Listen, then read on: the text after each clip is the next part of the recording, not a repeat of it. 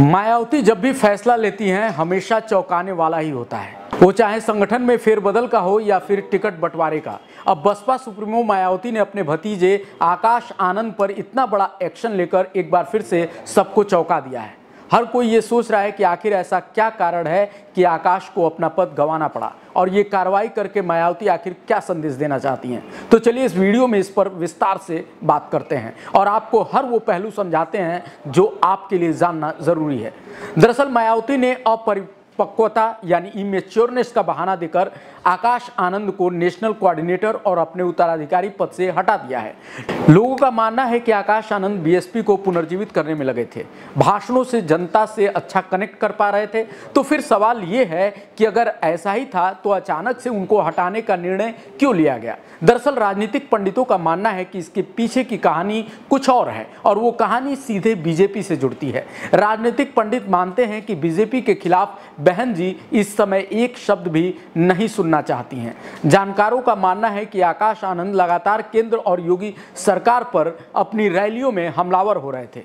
आकाश आनंद ने योगी की सरकार के लिए आतंक की सरकार शब्द का इस्तेमाल तक किया था और यहीं से आकाश आनंद के लिए मायावती की नजरें टेढ़ी होती चली गईं। सीतापुर में जनसभा के दौरान भाजपा नेताओं की तुलना आकाश ने आतंकवादियों से की थी, साथ ही उन्हें जूतों से मारने की बात कही थी। आकाश आनंद के इस भड़काऊ भाषण के बाद उनके खिलाफ मुकदमा भी दर्ज हुआ था, जिसमें पार्टी के 3 प्रत्याशियों को भी नामजद किया गया। बसपा सुप्रीमो मायावती ने इसे बेहद गंभीरता से लेते हुए आकाश आनंद की रैलियों के आयोजन पर रोक लगा दी थी। इसके बावजूद भी कहा जा रहा है कि वो लगातार दिल्ली में रहकर प्रचार प्रसार कर रहे थे। उन्होंने अलीगढ़ मुस्लिम यूनिवर्सिटी के छात्रों, दिल्ली विश्वविद्यालय के शिक्षकों, विदेश में बसे बहुजन समाज के लोगों के साथ संपर्क करते हुए बसपा का प्रचार करना जारी रखा था।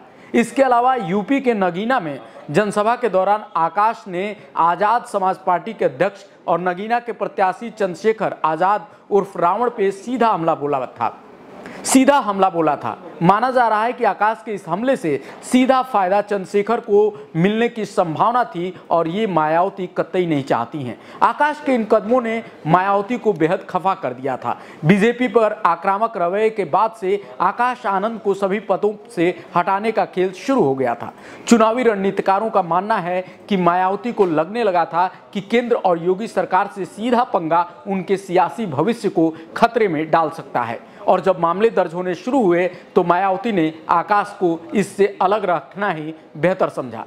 बता दें कि आकाश आनंद ने पहली बार यूपी में ताबड़तोड़ 10 रैलियां की थी। पहले और दूसरे चरण के मतदान के पहले आकाश आनंद ने बसपा के लिए बेहद आक्रामक अंदाज में रैलियां की। सीतापुर में रैली के बाद आकाश पर एफआईआर भी दर्ज हुई। इसके बाद भी सियासी गलियारों में ये चर्चा तेज हो गई थी कि मायावती भतीजे आकाश आनंद पे एक्शन कभी भी ले सकती हैं और आखिर में वही हुआ भी।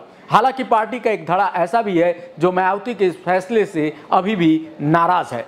मायावती ने आकाश आनंद को हटाने के पीछे वजह बताते हुए सोशल मीडिया एक्स पे लिखा है कि आकाश आनंद को नेशनल कोऑर्डिनेटर और अपना उत्तराधिकारी घोषित किया था, किंतु पार्टी व मूवमेंट के व्यापक हित में पूर्ण परिपक्वता आने तक उन्हें इन दोनों अहम जिम्मेदारियों से अलग किया जा रहा है। लेकिन सवाल यह है कि इतना बड़ा फैसला मायावती ने अपने भतीजे के खिलाफ अचानक से क्यों लिया। तो राजनीतिक विश्लेषक मान रहे हैं कि मायावती को ऐसा लग रहा था कि आकाश आनंद की आक्रामक शैली और इस तरह के शब्द जो वो चुनाव में इस्तेमाल कर रहे हैं वो पार्टी के खिलाफ जा सकते हैं। उन्हें चुनाव में अपने पार्टी के नुकसान होने का ज्यादा आशंका सता रहा था और यही वजह है कि उन्होंने ऐसा फैसला किया। हालांकि कुछ लोग ये भी मान रहे हैं कि मायावती अभी किसी भी कीमत पर बीजेपी को नाराज नहीं करना चाहती हैं और इसीलिए आकाश के खिलाफ इतना कड़ा फैसला लिया है। आपको क्या लगता है, आकाश आनंद के खिलाफ मायावती ने ऐसा फैसला क्यों लिया? आकाश आनंद के खिलाफ मायावती ने ऐसा फैसला क्यों लिया होगा? कमेंट में जरूर बताइए। मिलते हैं अगले वीडियो में। चुनावी समर के हर एक अपडेट के लिए बने रहिए हमारे साथ। नमस्कार।